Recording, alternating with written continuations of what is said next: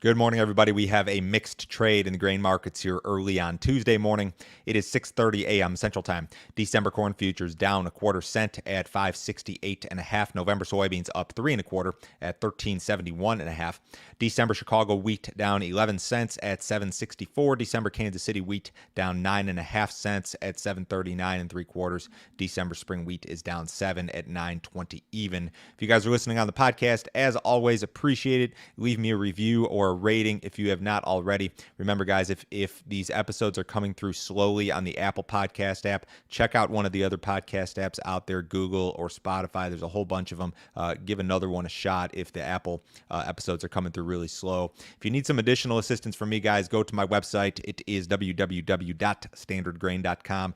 Go to that website, click on Grain Marketing Plan in the upper right-hand corner. I offer a really nice subscription service for $49 a month.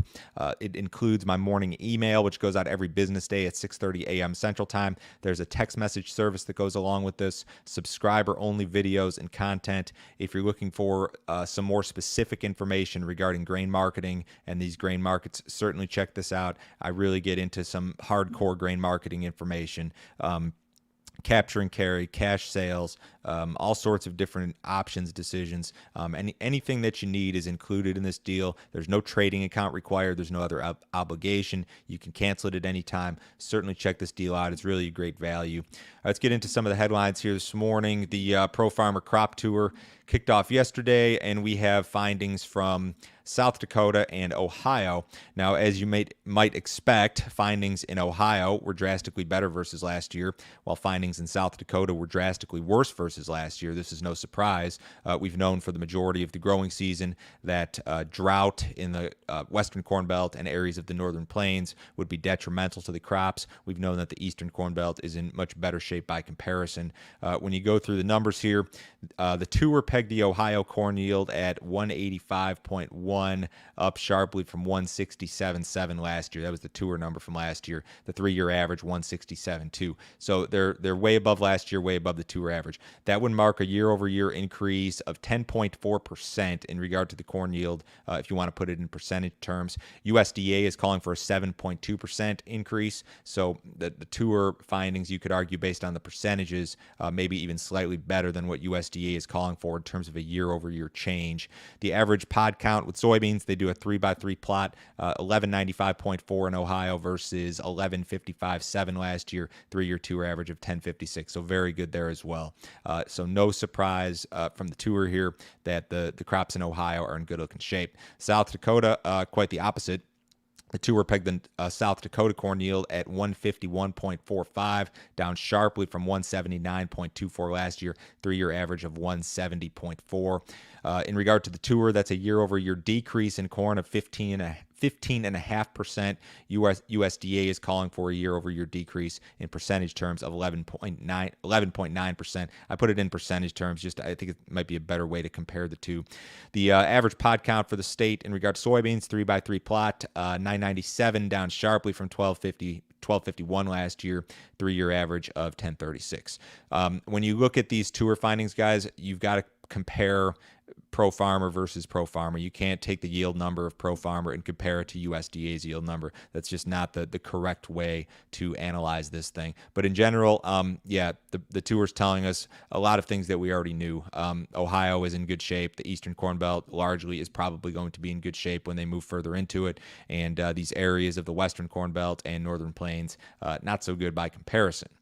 NOPA had its July crush number out yesterday. Disappointing again, 155.2 million bushels in July. That was below every trade estimate out there for a second consecutive month.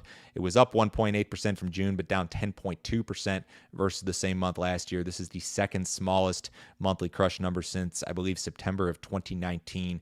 I think just the lack of available physical soybeans is an issue here. There are other sources citing, maintenance and that sort of thing at plants, but I really think the tightness in the physical bean market may be the bigger issue here. USDA had its crop ratings out yesterday. U.S. corn ratings declined last week. The crop was rated 62% good to excellent nationally in corn, down from 64 last week, 66 on average. The Illinois crop declined by 5% in the good to excellent category after an 11% increase the week prior. So you've got some I guess you could call it volatility in Illinois crop ratings for whatever reason. USDA says that 73% of the crop is in the dough stage nationally versus 56 last week, 68 on average. 22% of the crop is denting versus 8 last week, 22 on average. So we're running below average here in corn ratings by 4%. U.S. Soybean ratings also declined, 57% good to excellent, down 3 percentage points on the week from 60 last week, well below the 64% average in beans. Same deal with Illinois here. We saw a 7% decline in the good to excellent rating for soybeans after an 11% increase the week prior. So why this back and forth in Illinois in particular, I really do not know. USDA says that 81% of the soybean crop is setting pods nationally versus 72 last week, 79 on average. 94% of the crop is blooming versus 91 last week, 94 on average. U.S. exporters sold more new crop soybeans yesterday. These aren't enormous sales, but they're adding up. 132,000 metric tons to an unknown destination, China in all likelihood. This marks the 8th consecutive day that we've seen a flash sale of soybeans reported to China.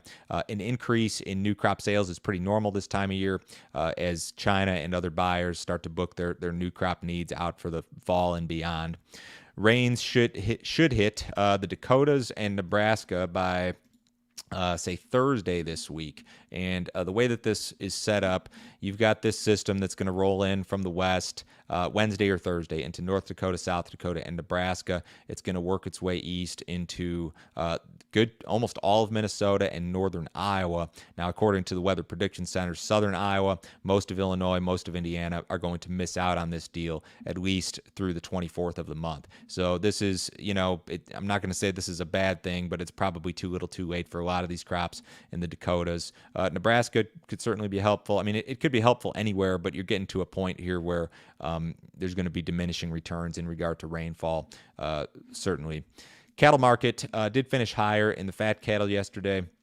The feeder cattle were lower. This boxed beef market has just been off to the races, up another $4.97 in the choice boxes at $329.80 yesterday. Select boxes were up $5.50 at $303.55. So you've got real strong demand there, and I think that there's some labor issues at some of these processing plants. Cash cattle has acted a little bit better, 123 to 126 in the north recently, 121 to 122 in the south. We hope we can improve on that.